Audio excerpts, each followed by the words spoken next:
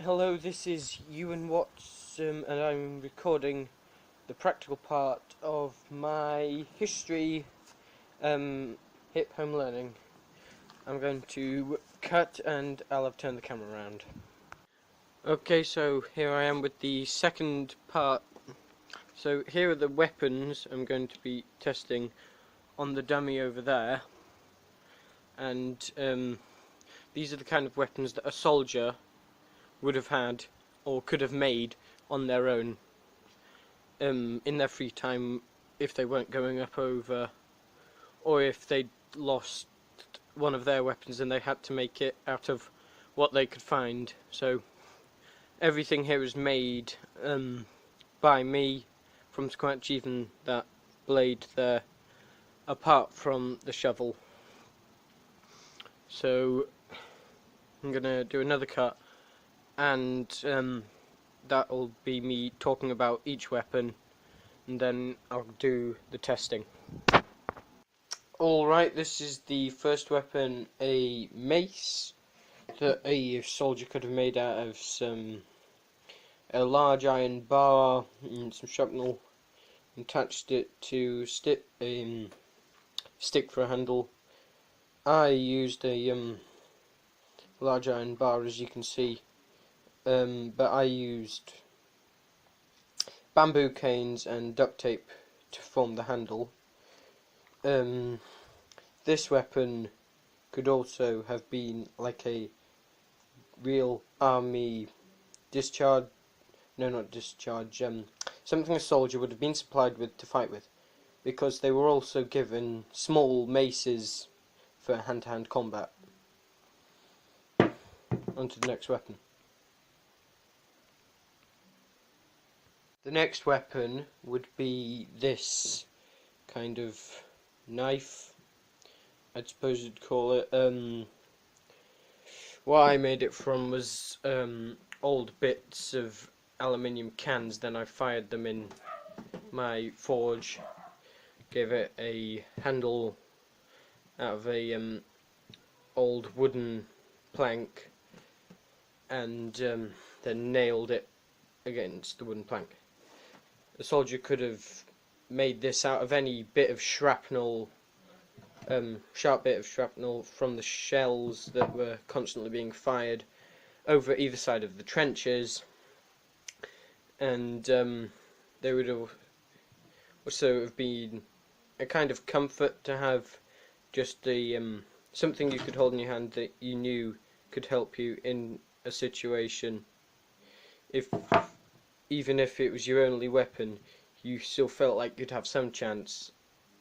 So that's the knife slash shank. On to the next weapon. Okay, this is the third weapon that a soldier could have made whilst in the trenches.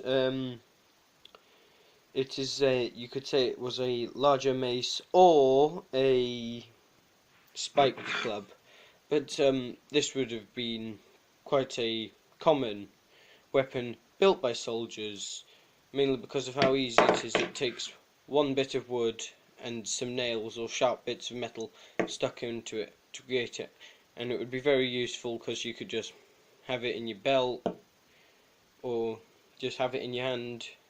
When you went over the top of the trenches to try and capture the other trench, it would serve as a very useful hand-to-hand combat weapon. And then finally, after this, we'll be on the shovel.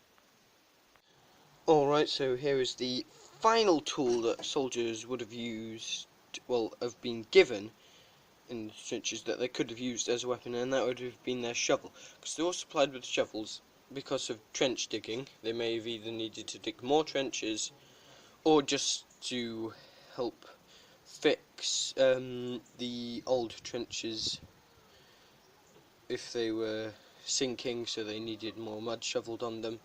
These could have been used to hit someone over the head, or as a shield, because you can guess a shovel would probably stop a couple of bullets before it broke. So a shovel was actually a very useful part of a World War I soldier's kit, which also contained other things like this, but I was unable to find any other materials that I could have used to make anything else. Thank you. This has been the descriptions of all the weapons. Now I'll go on to the weapon testing videos. Alright, this is the final part of the video where I test weapons on the dummy here. So, I think we'll start with the mace. So first we're going to hit it directly in the head. I'm going to sweep it across. Pretty nice damage there.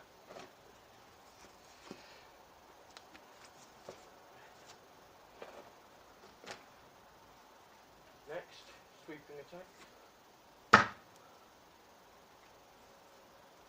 Okay. That could have easily killed another soldier if you're raiding a trench or defending a trench. Next, spiked club.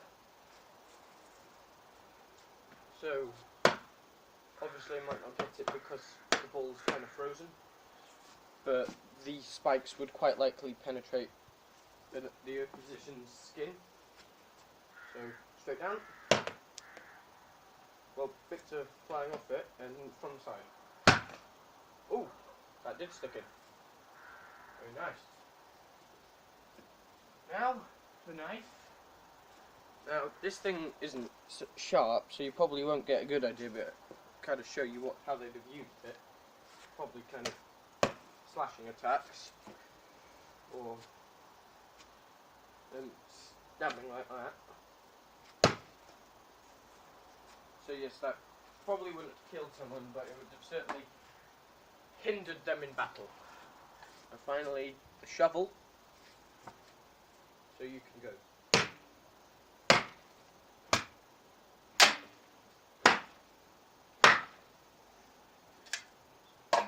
And that would certainly at least help you if you were fighting. So thank you. This has been my video on possible World War weapons that soldiers could have made in the trenches on their own for my history hip home learning. Thank you.